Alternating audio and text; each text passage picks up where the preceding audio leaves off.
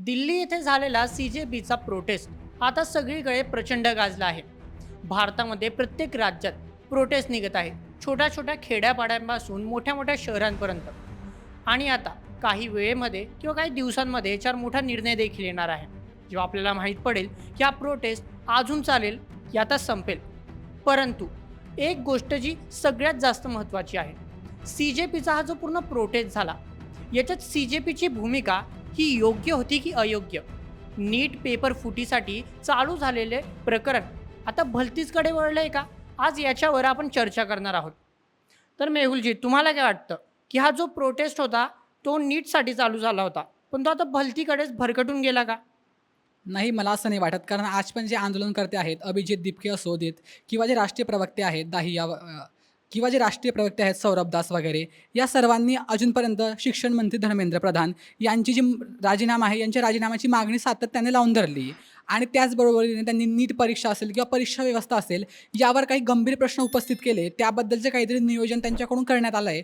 परंतु या पूर्ण प्रोटेस्टमध्ये नीट पेपरच्या व्यतिरिक्त अनेक असे नारे लागले जे देशविरोधी किंवा एखाद्या पर्टिक्युलर धर्माच्या विरोधी होते. बोलायला गेलं तर अँटी नेशन आणि अँटी हिंदू फार नारे लागले, जसं ब्राह्मणवाद, मुर्दावाद, उमर खालिदबद्दल. त्याच्यावर तुमचे काय मत आहे? हो, हे अगदी बरोबर आहे, की काही असामाजिक तत्त्व असतात, ते प्रत्येक ठिकाणी, प्रत्येक मोर्चामध्ये असू देत किंवा प्रोटेस्टमध्ये असू देत, ते एंटर करतात आणि अशा प्रकारे आपलं नेरेटिव्ह सेट करण्याचं काम करतात. आता ही जबाबदारी पूर्णपणे जे प्रोटेस्ट करतात त्यांची नसते, कारण प्रोटेस्टमध्ये भरपूर गर्दी असते, भरपूर लोकं येतात आणि अशा पद्धतीचे प्रकार तिथे चालत असतात. आता मागच्या वेळेस अनेक प्रोटेस्ट झाले, शेतकऱ्यांशी रिलेटेड प्रोटेस्ट झाले. यामध्ये सुद्धा अशा प्रकारचे जे असामाजिक तत्त्व आहे त्यांची एंट्री झाली आणि त्यांनी आपली भूमिका मांडली किंवा जो आपला नेरेटिव्ह सेट करण्याचा प्रयत्न केला. पण याचा खरा अर्थ असा नाही होत ना, की जो प्रोटेस्ट आहे तो पूर्णपणे दिशाहीन आहे. परंतु एक प्रोटेस्टर जो मेन आहे, अभिजित दिपके झाले किंवा सोनम वांगचुक, यांची एक जबाबदारी नव्हती का, की असं काय होतं ते एक साधं त्याच्यावर बोलणं तरी? कारण सगळ्यांना माहिती आहे, अभिजित दिपके, सोनम वांगचुक किंवा बाकीचे प्रवक्त्यांना माहिती होतं की असे anti nation, anti Hindu statements तिकडे दिले जात आहे. मग यांची एक जबाबदारी नव्हती का स्टेजवर एकदा ॲड्रेस करू की असे असे स्लोगन्स नका देऊया वगैरे, आझादी हवी? कशाबद्दल आझादी हवी तुम्हाला? जे खूप कम्युनिस्ट नारे पण होते त्याच्यामध्ये. तर ती एक जबाबदारी होती. त्याच्यावर त्यांनी काहीच ॲड्रेस नाही केला. याच्यावर तुमचं काय मत आहे? हे बघा, कम्युनिस्ट पण एक विचारधारा आहे. ज्या पद्धतीने नॅशनलिस्ट लोकांची एक विचारधारा आहे, भाजप वगैरे झाला. ज्या काळात काँग्रेसचं सरकार होतं, काँग्रेसचं सरकार एक लेफ्ट विंग सरकार होतं. त्यांच्या विरोधात जे राईट विंगवाले होते, भाजप वगैरे, हे पण असे नारे देत असायचे त्यांच्या विचारधारेशी रिलेटेड. अगदी त्याचप्रमाणे हे जे लेफ्ट विंगवाले कम्युनिस्ट लोक आहेत, हे आपल्या विचारधारेचे नारे या प्रोटेस्टमध्ये मांडण्याचा प्रयत्न करत आहे, की त्यांचे जे विचार आहेत किंवा त्यांचे जे रोष आहे किंवा त्यांची जी भूमिका आहे ती मांडण्याचा प्रयत्न या माध्यमातून ते करत आहे. त्यांना स्टेज अवेलेबल करून दिलं आहे. ज्या पद्धतीने 2012मध्ये अण्णा आंदोलन झालं, त्यावेळेस देखील भाजप असेल किंवा जे उजव्या विचारसरणीला मानणारे लोक आहेत, त्यांनी सुद्धा असाच प्रकार केला होता. सरकारविरोधी नारे दिले होते त्या काळामध्ये. अगदी त्याचप्रमाणे आझादी म्हणजे काय, की आम्हाला वैचारिक आझादी हवी. प्रत्येकाची जी पॉलिटिकल आयडिओलॉजी असते त्या पद्धतीने जेव्हा विरोध करायचा असतो तेव्हा तो असाच पद्धतीने केला जातो, असं मला तरी वाटतं. तुम्हाला माझा प्रश्न समजला नाही कदाचित असं मला वाटलं. कारण की माझा प्रश्न होता की अँटी नेशन किंवा अँटी हिंदू स्लोगन्स जे दिले गेले आणि आझादी म्हणणे कम्युनिस्ट, म्हणजे मी नक्षलवादीवाली विचारधारा बोलतोय तुम्हाला. तर त्याबद्दल ॲड्रेस करणं अभिजित दिपके यांची जबाबदारी होती याच्यावर, की anti Hindu, anti nation slogans नका देऊया. कारण आपण इकडे नीटसाठी आलेलो आहे, कोणत्या भलत्या दुसऱ्या गोष्टीकडे नाही. तर माझा हा प्रश्न आहे की ती त्यांची जबाबदारी होती, त्यांच्यावर ते काय बोलले नाही. याच्यावर मला उत्तर द्या. हो, तुमचं म्हणणं अगदी बरोबर आहे, की अभिजित दिपकेंच्या उपस्थितीमध्ये त्या ठिकाणी काही देशविरोधी नारे लावले गेले आणि हे कुठे ना कुठेतरी चुकीचं आहे, की आपण जर जबाबदार पदावर बसलेलो आहोत आणि जबाबदार पदावर बसून आपण कोणतरी काम करतोय, काहीतरी मोठं करतोय, अनेक लोकं आपल्याला आदर्श मानतात किंवा आपल्यासोबत चालतायत. तर अशा वेळी ही आपली नैतिक जबाबदारी असते, की आपण ज्या ठिकाणी उतरलोय, आंदोलन करतोय, त्या ठिकाणी कोणत्याही धर्माला किंवा विशिष्ट धार्मिक परंपरेला, त्यांच्या मान्यतेला कुठल्याही प्रकारचा आघात केला जाणार नाही, ही जबाबदारी असते. आणि मला वाटतं कुठे ना कुठे अभिजित दिपके असतील किंवा त्यांचे आंदोलनकर्ते असतील, ते या गोष्टीमध्ये फेल झालेत. पण फक्त या गोष्टीसाठी की तिथे चुकीचं काहीतरी होत होतं. म्हणून मूळ मुद्दा जो आहे, नीट पेपर फुटी प्रकरण असू देत किंवा धर्मेंद्र प्रधान यांचा राजीनामा असू देत किंवा शिक्षण व्यवस्थेत जी त्यांना आता करायचे चांगल्या गोष्टी या असू देत, या गोष्टी दूर होत नाहीत.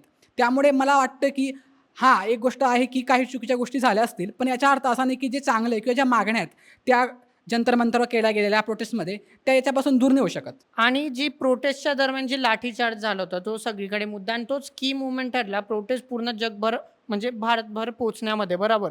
पण जी स्टार्टिंग होती या प्रोटेस्टमध्ये ती स्टोन पेल्टिंगमुळे झाली होती आणि त्यामुळे लाठीचार्ज झाला होता. आता साधीशी गोष्ट आहे, पार्लमेंटकडे तुम्ही जाताय प्रोटेस्ट घेऊन, जिथे फर्स्ट ऑफ ऑल तर परमिशन नव्हती तुम्हाला. ओके, तुम्ही संविधानिक वेमध्ये जायचं बोलताय, विदाऊट गेटिंग द परमिशन तिकडे तुम्ही पोहोचताय, जो सेन्सिटिव्ह एरिया आहे, जिथे अधिवेशन देखील चालू होतं. आणि त्यानंतर तुम्हाला पोलीस थांबवायचा प्रयत्न करताय, त्याच्यात तुम्ही स्टोन पेल्टिंग करताय, त्यानंतर तुम्ही पेपर स्प्रे त्यांच्यावर फायर करताय आणि मग जेव्हा ते गर्दीवर आता हटवून नाही होणार, त्यांच्यावर अटॅक करताय, तेव्हा तुम्ही बोलता की स्टुडंटला मारण्यात आलं. तर इन अ वे इकडे पोलिसांनी पण मार काढला. खूप महिला पोलीस जे होतात त्यांना हॅरेस देखील करण्यात आलं. याचे खूप व्हिडिओज व्हायरल झाले. याच्यावर तुमचं काय मत? व्हिडिओज एका बाजूचे व्हायरल झाले नाहीत, दोघी बाजूचे झाले आहेत. ज्या ठिकाणी पोलिसांनी लाठीचार्ज केला, म्हणजे ज्या ठिकाणी पोलिसांवर दगडफेक झाली, पोलिसांकडूनही अमानुष पद्धतीने लाठीचार्ज करण्यात आला. अत्यंत म्हणजे कायद्यामध्ये सांगितलं की कुठेही प्रोटेस्ट होत असेल, जर गर्दी पांगवायची असेल तर अश्रुधूर फेकायला पाहिजेत किंवा एकदम सौम्य लाठीचार्ज करायला हवा. पण पोलीस सिव्हिल ड्रेसमधले लोकं, म्हणजे आपण ओळखू शकत नाही की पोलीस आहेत की नाही, असे लोकं प्रोटेस्टमध्ये घुसतायत आणि आंदोलनकर्त्यांच्या अंगावर अत्यंत काठ्यांचा वर्षाव करतायत.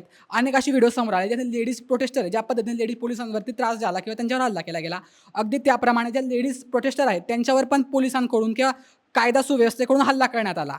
या गोष्टीचे व्हिडिओसुद्धा सोशल मीडियावर मोठ्या प्रमाणात व्हायरल झाले. आता आपण लोकशाहीत आहोत आणि लोकशाही धर्मामध्ये आवाज उठवणं, प्रोटेस्ट करणं हा प्रत्येकाचा नैतिक अधिकार असतो. आणि तुम्ही मुद्दा उपस्थित केला की ते अचानक पार्लमेंटमध्ये का गेले परवानगी नसताना. तर याचे उत्तर सरळ आहे. सरकारने गेल्या 21 दिवसापासून ते उपोषण करतायत, पण त्यांच्याकडे साफ दुर्लक्ष केलं. तिथं सरकारने जाणं आपलं कर्तव्य होतं, ते सरकारने समजलं नाही.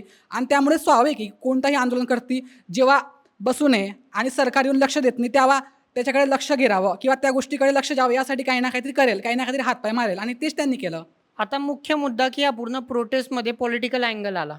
राज ठाकरे असेल, उद्धव ठाकरे. आता राज ठाकरे, उद्धव ठाकरे देखील 26 जुलैला त्यांचा प्रोटेस्ट काढणार आहे. जो नीटबद्दल नाही तर स्टुडंट्सला मारलं त्याच्याबद्दल राहणार आहे. तर आता जो सी-जे-पीचा मेन मुद्दा होता, तुम्हाला वाटतं की हा पूर्ण पॉलिटिकल अँगल त्याला बसून गेला आणि आता प्रत्येक पॉलिटिकल पार्टी, काँग्रेस असेल, आम आदमी पार्टी असेल किंवा शिवसेना, मनसे हे त्यांची पॉलिटिकल रोटी सेकायचा तिकडे प्रयत्न करणार आहे. तर याच्यावर तुमचं काय मत आहे? आता हे बघा, देशात जशी परिस्थिती असते, जसे राजकीय वारे वाहतात, तसे सगळे पॉलिटिकल पक्ष किंवा पॉलिटिकल पार्ट्या आपापले राजकीय वारे त्या दिशेने तोंड वळवून घेतात. आता सर्वांना माहिती आहे, की देशामध्ये हा मुद्दा खूप मोठा बनला आहे, गाजला आहे. आता मग सगळ्याच लहान-मोठ्या ज्या पॉलिटिकल पार्ट्या आहेत, ज्यांना वाटतं, की आपलं वर्चस्व वाढावं किंवा आपण मोठं व्हावं, अशा सगळ्या पार्ट्या या गंगामध्ये आपला हात धुवायचं काम करत आहे. अगदी तोच प्रकार ठाकरे असतील, राज ठाकरे असतील किंवा उद्धव ठाकरे असतील, यांचे जे पक्ष आहे ते करू पाहत आहेत. म्हणजे एक प्रकारे विद्यार्थ्यांची सहानुभूती मिळून काही ना काहीतरी याच्यामध्ये आपलं बी लक्ष, आपण पण मोठे व्हावं, आपल्याकडे बी लक्ष केंद्रित व्हावं, यासाठी हा प्रकार चालू आहे, असं तरी मला वाटतं. आणि आता सगळ्यात मोठी जी बातमी येऊन राहिली, की प्रोटेस्टर्समध्ये मेन प्रवक्ते होते ते जे पी नड्डा यांना भेटले आणि त्यांच्या मागण्या त्यांनी मांडल्या आहे आणि त्यांनी आता स्टेजवर येऊन सांगण्यात आलं अभिजित दिपके यांनी, की आमच्या मागण्या ऐकण्यात आल्या आहे आणि उद्या 12 किंवा 11 त्याच्यावर एक सुनावणी होणार आहे.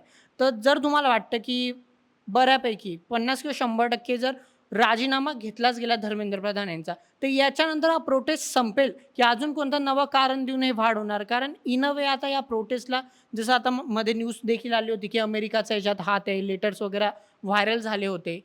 तर असं वाटतं, की फक्त नेपाळची परिस्थिती करायची म्हणून किंवा हा प्रोटेस्ट थांबून जाईल आता. काय वाटतं तुम्हाला? मला तरी वाटतं की प्रोटेस्ट राजीनाम्यानंतर थांबला पाहिजे. कारण कुठे ना कुठे एका गोष्टीची लिमिट असते आणि तुम्ही जी मागणी केली होती की नीट पेपर परीक्षेमध्ये किंवा परीक्षा व्यवस्थेमध्ये आवश्यक बदल घडले पाहिजे, याच्यावरच आधारित हा प्रोटेस्ट होता पूर्णपणे. सरकार बदलणं ही याची भूमिका मुळीच नव्हती. त्यामुळे जर सरकारने धर्मेंद्र प्रधानांच्या नैतिक जबाबदारी म्हणून राजीनामा घेतला आणि त्यानंतर परीक्षा व्यवस्थेत जे आवश्यक बदल आहेत, जे सुचवले पार्टी कॉकरोच जनता पार्टीने किंवा आंदोलकांनी ते केले, तर कदाचित प्रोटेस्ट थांबवणं ही त्यांची नैतिक जबाबदारी असेल आणि त्यांना बंधनकारक पण असेल. पण जर प्रोटेस्टला वेगळा रंग दिला गेला किंवा वेगळ्या पद्धतीने प्रोटेस्टला दुसऱ्या दिशेने वळवलं गेलं, तर हे अत्यंत चुकीचं असेल असं मला वाटतं. आणि आता एक अजून मुद्दा असा आहे, की तुम्हाला काय वाटतं, की एवढे दिवस झाले सी-जे-पीचं प्रोटेस्ट चालू होतं, सोनम वांगचुक यांचं उपोषण चालू होतं, तरी देखील सरकारने लक्ष दिलं नाही. धर्मेंद्र प्रधान यांचा राजीनामा झाला नाही.